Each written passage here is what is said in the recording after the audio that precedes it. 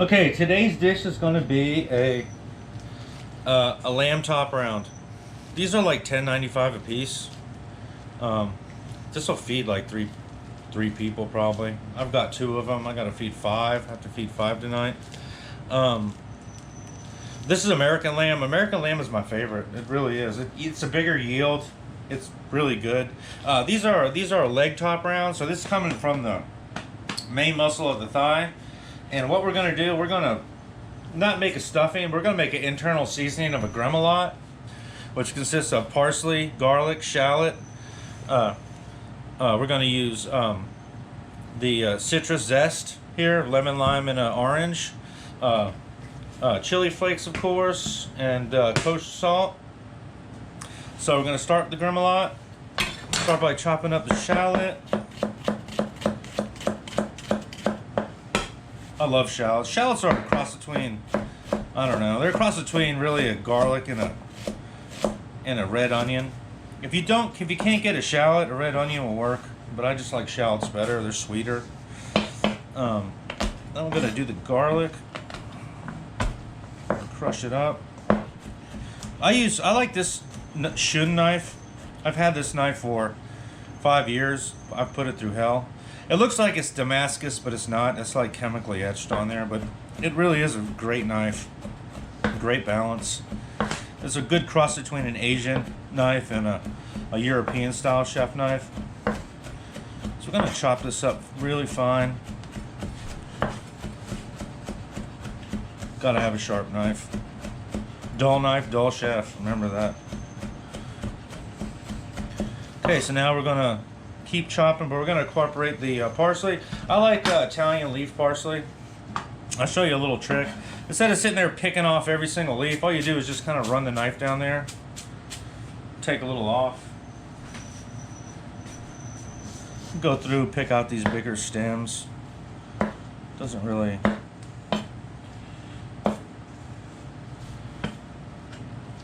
matter, but sometimes you can feel them when you're chewing it. So I'm going to chop these up.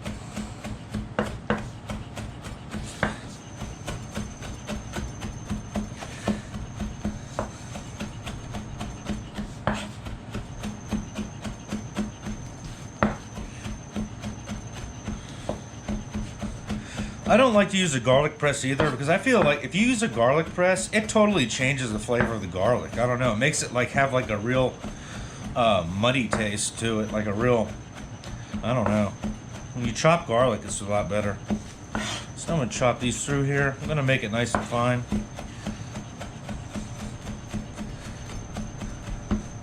And this is called a gremolata. This is real traditional flavoring for types of meat. Ossobuco, pork. You'll see this a lot in classical cuisine.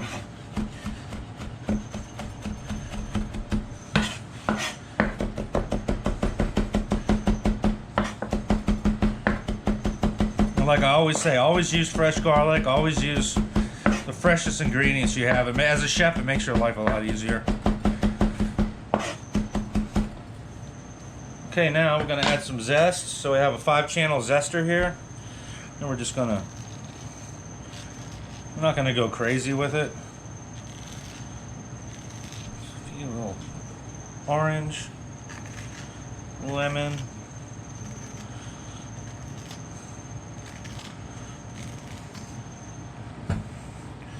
A bit of lime. I use a lot of citrus in my cuisine. My personal diet is a Mediterranean cuisine. I love fresh seafood and chicken. Okay, so chopping this up. And really smell the aromatics of when the oil is released from that citrus.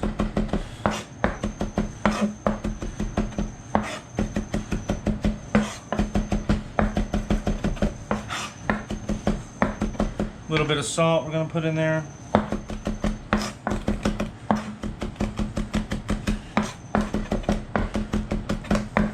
A little bit of chili flake.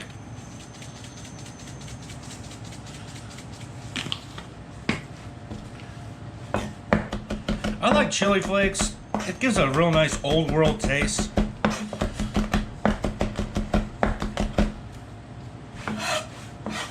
Okay, so there's our gremolata.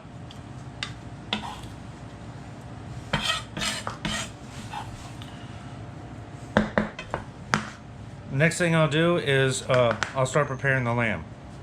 GoPro, stop recording. Okay, so I've got my lamb out of the wrapper.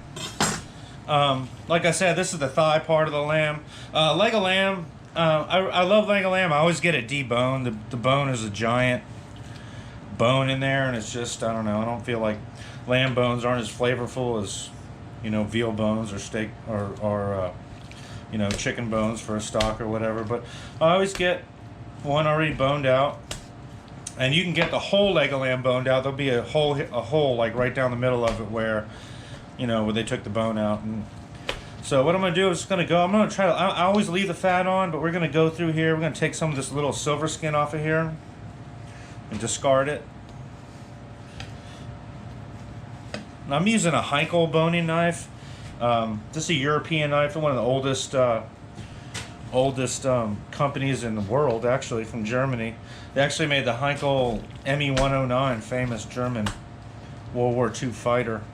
20mm cannon right through the nose of that thing was devastating. Alright, so just gonna go through, try to find some prominent silver skin on here. I can already tell this lamb is really tender. Okay, so because this lamb does not have the cavity for the bone, I'm just going to take my knife and I'm just going to cut a slit in there. I mean, not giant, just the width of like one knife blade.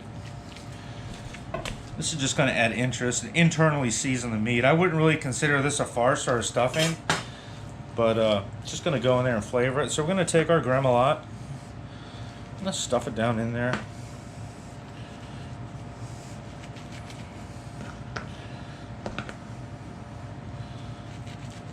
Okay. Next piece.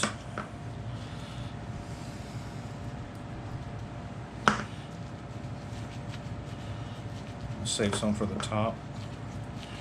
Okay, so we're internally seasoned our lamb here. Okay, now next thing I'm going to do, I'm going to show you how to tie it. You don't need to do this. I like to do it because it's going to make it a more even cooking for it. Easier to carve, just have a better presentation. Okay, so now we're going to truss this, or we're going to tie this lamb up. I'm not going to make a fancy truss. I just like, for me, it's just easier for me just to do it this way. A lot of guys do this thing where they wrap it through and it looks like a shoelace across there, but we're not. This is easy. Anybody can do this. If you have somebody to hold their finger down on it, it's even better, but we're going to tighten it up. Start here. Always cut this little extra string off. Go down about every 1.5 inches. Just gives it, you can tell it's going to make it easier to roast. You can already tell it's going to look better.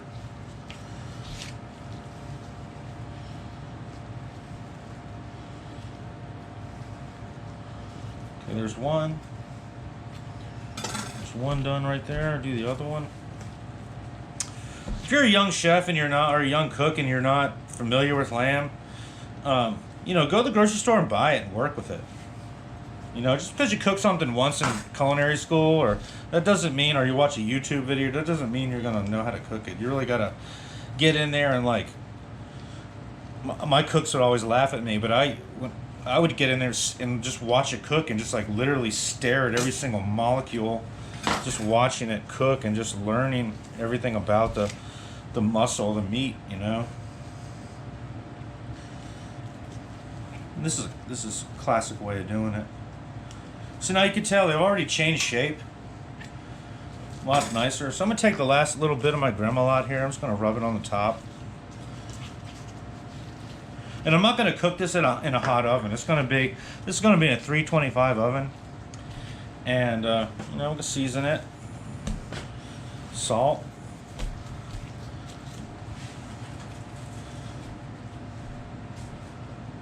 Nice cracked black pepper. I'm always, you know, I'm a chef, less is more for me.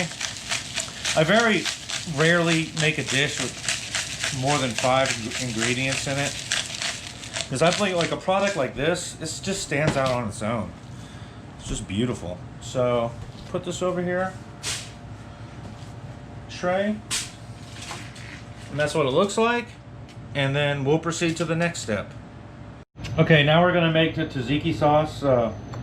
You can make any kind of sauce with this. You can make a lot of times I'll make a peppercorn sauce or a tarragon sauce, but like I said, I like to eat a Mediterranean diet. I like my customers to be introduced to it, even though they'll probably stick mint jelly on it. But so we have an English cucumber here. We're going to start with that. We're going to peel it. You can't see this, but I'm over here vigorously peeling this cucumber.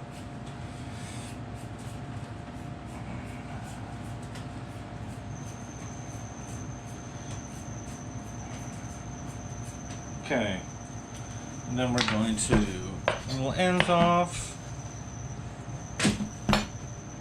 This is a Shun paring knife or a Shun utility knife.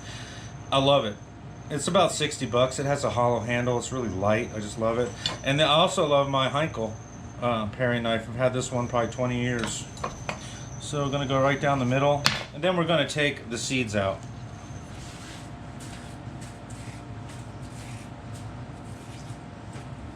English cucumbers have a smaller seeds than an American cucumber, but they're still want to take. You can use whatever cucumber you want, but just make sure you take the seeds out. Okay, so chop these up. This is all going to go in a food processor, by the way. And then we have some dill. When dill was plentiful around here, I froze some. So I'm going to try it. I've never froze it before. It smells good still. Doesn't look like awesome, but it's gonna have a good dill taste. It's probably enough. Okay, got the frozen dill. I love dill. I hate the dry dill that you buy. I mean, it'll work, but it's just, I don't know, I just hate it. Okay, so now we got our dill. Like I said, this is all gonna go in the food processor. Okay, no garlic in this sauce. Red onion.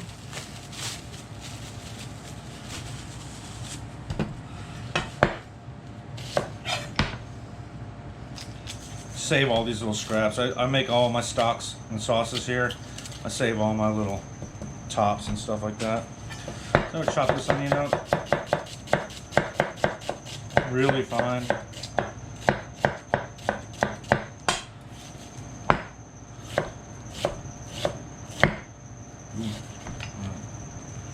some glove in there. All right. Okay. Now I'm gonna blend this in the food processor. I'm using this this Greek yogurt. I like to find the fattiest yogurt I can. This is 5%, but I've seen them 11%. That's the one I usually get, but they didn't have it. So I'm gonna blend this up in the food processor, and then I'll show you the next step. I'm gonna squeeze this lemon in here. Then we're gonna salt to taste. This is a light refreshing. This is really great on lamb. You ever have a gyro?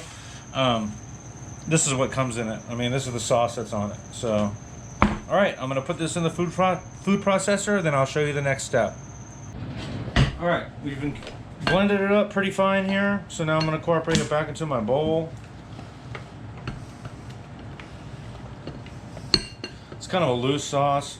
That's another reason why I like the higher fat content of the yogurt, because it's also thicker. Okay, we can give it a little taste.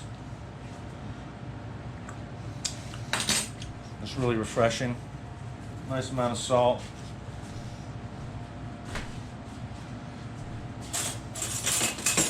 Give it a little whisk. Try it again here.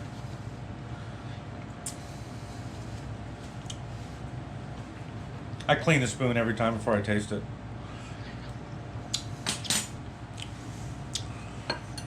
That's it. It's really good. So this is my tzatziki sauce, and this will accompany our lamb dish tonight. GoPro, stop recording. Okay, we're getting ready to go into the oven here. We're gonna do it in a. We're gonna cook it in a 350 oven. Should take about 45 minutes to an hour. I'll check it. I want an internal temperature of about 140, somewhere around there, 140, 142. That's what it looks like.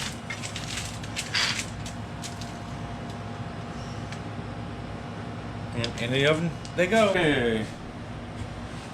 All right, our lamb is out of the oven. I'll tell you what, this GoPro 7 is a good camera, but I don't like that voice control at all. It sucks.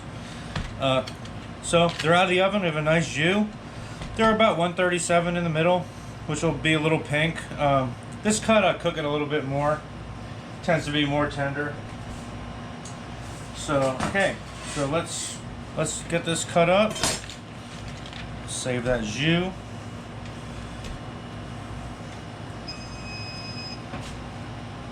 All right. First thing you do is cut these strings off. That's another reason why I tie it up this way, because it's less string. The other way's a lot more string. It's a pain. Trying to do something fast. Deal with all this string. If a customer eats a string, the lawyer's phone shall ring. These came out great. I wish you could smell this. Nice and tight. They're just good. They're not really good. Okay, we're just gonna cut them this way. Oh yeah. Oh yeah. Nice.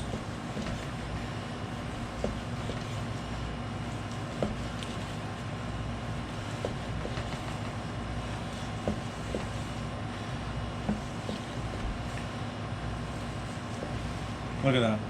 Beautiful. You see the gremolata? Take a piece out here. Okay. There's gremolata in the middle. Go right down there with that. This yields more than I thought it was going to. This will probably feed about 8 people here.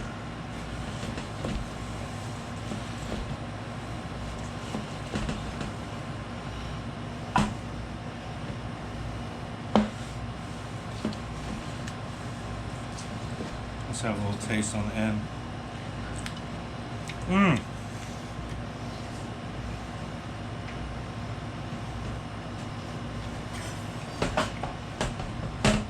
Alright, that's how it looks all sliced up. You can see the gremolata in there.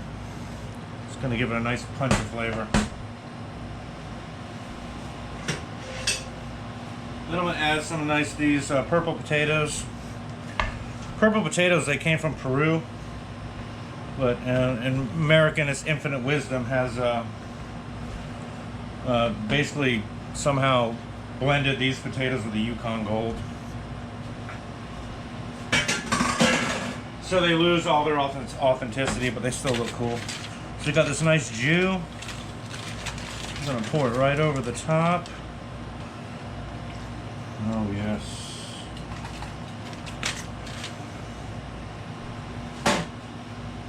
Little parsley in there for a garnish. And that's it. That is the lamb, leg of lamb roast. Came out really good. Customers are going to love it. Made a nice tzatziki sauce with it. And guys, please like